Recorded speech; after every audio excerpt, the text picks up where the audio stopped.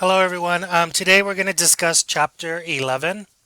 Chapter 11 is dealing with the communication climate. Okay.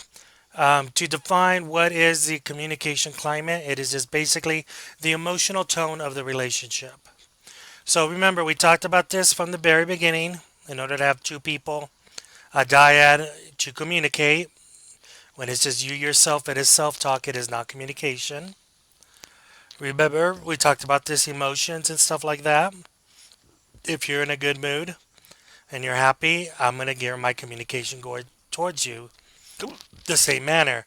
If I sense you're being ugly and nasty and rude, I'm going to mimic my communication that way to you. So that's all it is when two people come together to communicate, that establishes the emotional tone of the conversation. So, communication climate, the emotional tone of the relationship. If you have no relationship with the person, then it is just the emotional tone of the conversation. Remember, you can have communication with complete strangers. So every time you communicate, you have an emotional tone. It could be hostile, it could be pleasant, it could be uncomfortable, you could be nervous, you could be scared, all of that for whatever reason. That is the emotional tone surrounding the conversation. Now, ladies and men, remember when you're mad at your friends or your wife or your husband, do you want to talk to them? Are they usually short, very to the point, or do they just flat out ignore you? Even ignoring you, there is an emotional tone. It's, I'm ignoring you, I don't want to talk to you. Okay? So, the levels of message confirmation, confirming communication, is just showing that the other person has said something of value, that you understand what they are saying, and you trust what they're saying. You find some sort of connection with it. Disconfirming, of course, is where you show them no value. They say something like, "Oh, my dog died," and you're like, "Yeah, yeah, that's great." It's just confirming they're not listening to you. They're not paying attention. They're showing what you're saying has no value to them. Slide 3 just deals with the different types of just confirming. Make sure that you learn these and learn them on your own. They're in the book. Here are some of the disagreeing messages you could have. Aggressiveness. Have you ever talked to somebody who's just very aggressive in nature? They just sound very pushy. Maybe the look on their face, that what is that term called? The resting bee face.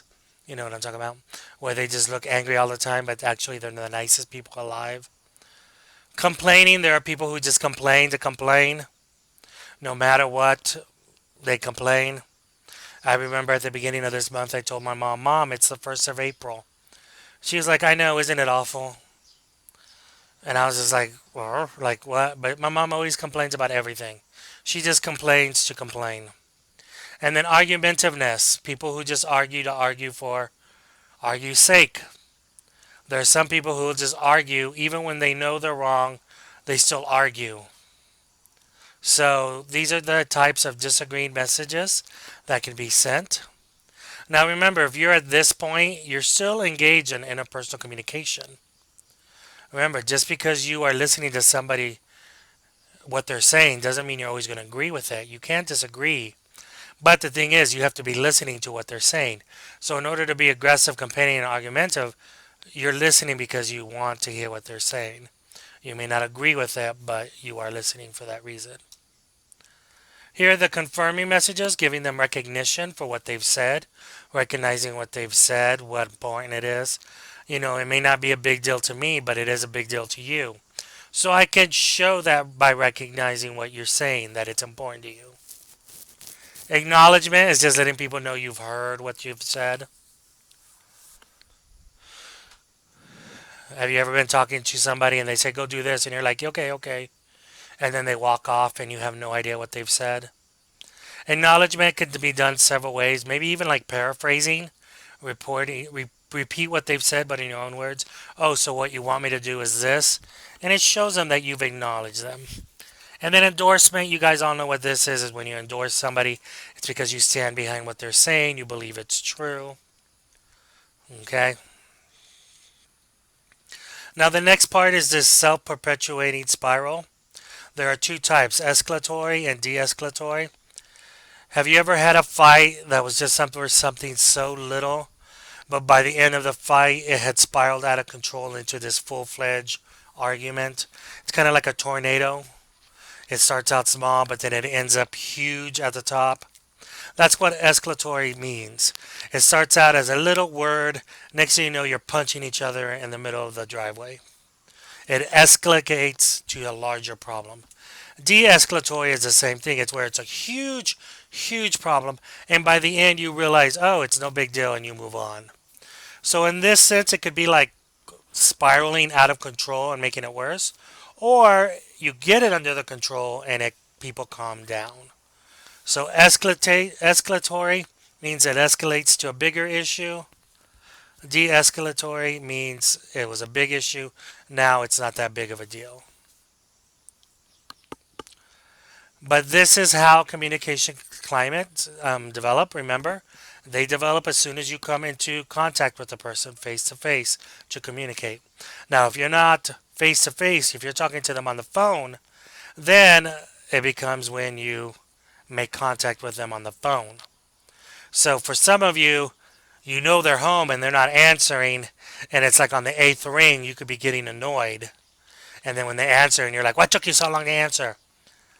That was something that could be escalatory. It started out as no big deal, but by the end, you were so mad because they made you wait to answer. Okay?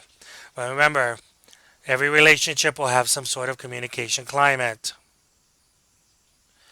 Every relationship will have this. If you do not have a relationship with a person, then it is just of the conversation. So if I walk up to you and say, hey, Michael, how are you? And Michael's like, what? What do you want? Boom, our climate just spun out of control. I'm going to be rude to him, and he deserves it because he started it, right? You don't need to know what these are, blah, blah, blah, blah, and blah, blah. Okay? So make sure you know what these little components are. Make sure you look in the book and read the chapters. If you have any questions, please let me know.